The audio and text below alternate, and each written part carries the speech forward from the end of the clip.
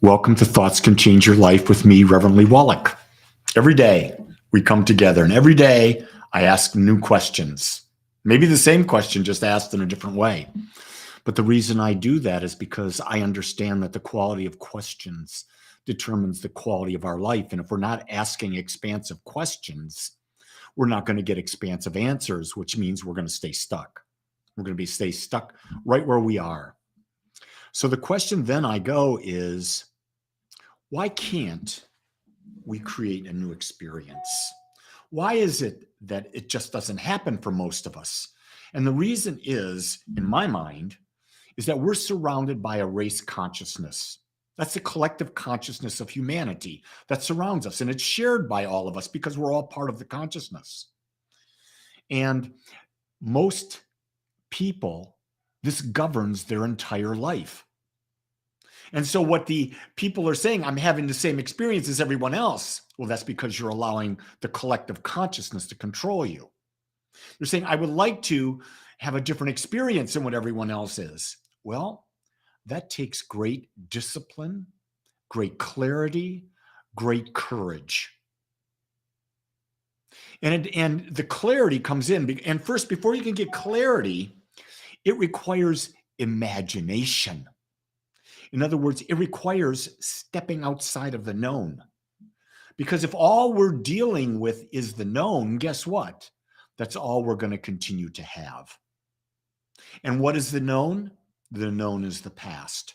So you'll be living in the world of your past the rest of your life. It's like Bruce Springsteen singing Glory Days. You meet someone and what do? You talk about the glory days.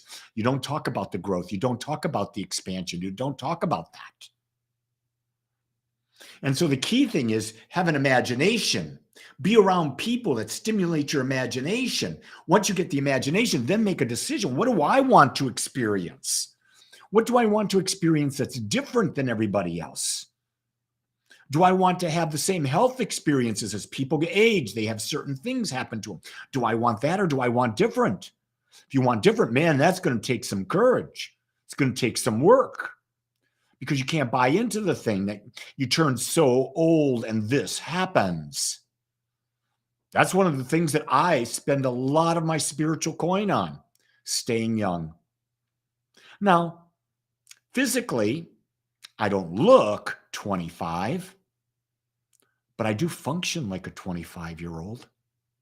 I'm in the gym doing 25-year-old things.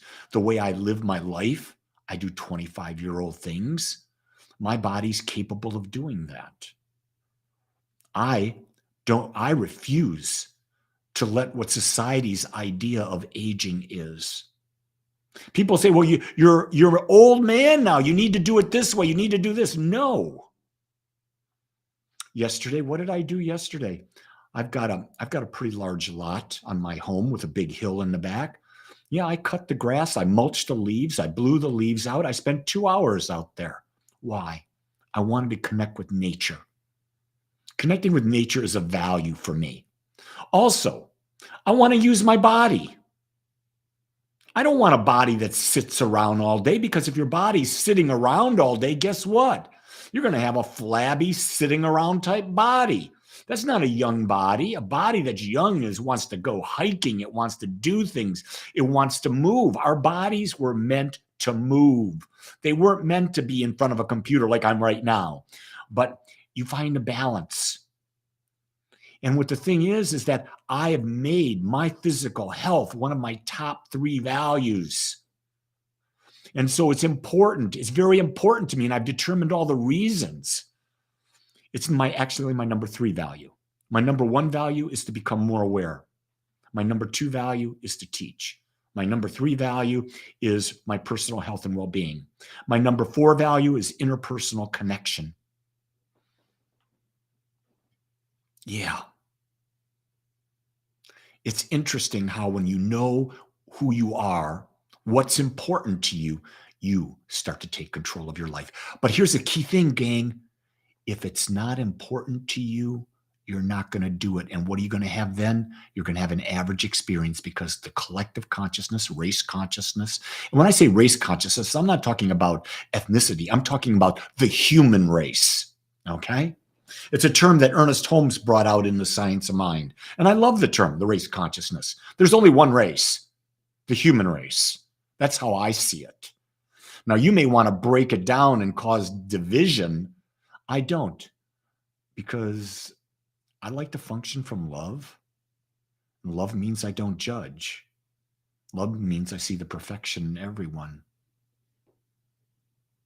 Yeah, I see the perfection in everyone.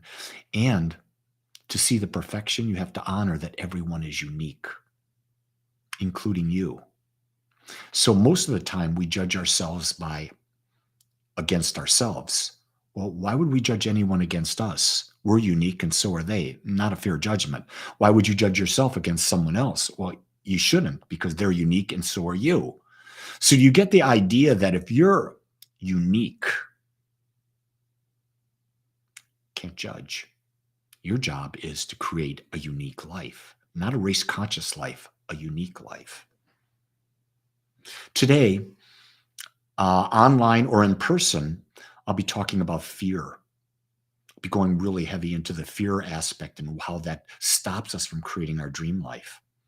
At Agape today, though, in person, we're at 12 o'clock. Our service is at 10:30. At 12 o'clock, we're going to do an hour and a half Joe Dispenza meditation. A special day at Agape today. So if you're local, join me for that. Bring a blanket and a pillow to service. Come for service, stay for meditation. You're going to love it. We're going to go deeper and deeper and deeper, because here's what I understand. Let's talk about experiencing a new life again. All we really want in life is the experience of life. We don't want the toy. We don't want the person. We don't want the thing. We want the experience we've associated with it. And we can have that right now by thinking a certain way, like we already have it, being in an eternal state of gratitude. So if you want a new life, you want a life that's different, you're going to have to stand up to the bar, so to speak. Think your new thoughts, hold those new thoughts, speak those new words, feel those new feelings, act those new acts, and not give a flip what anyone else thinks. Remember, it's your life. And when you can live with the love of life, you'll be living a life of love. Make it a great day. And know that you are loved. Until tomorrow, aloha.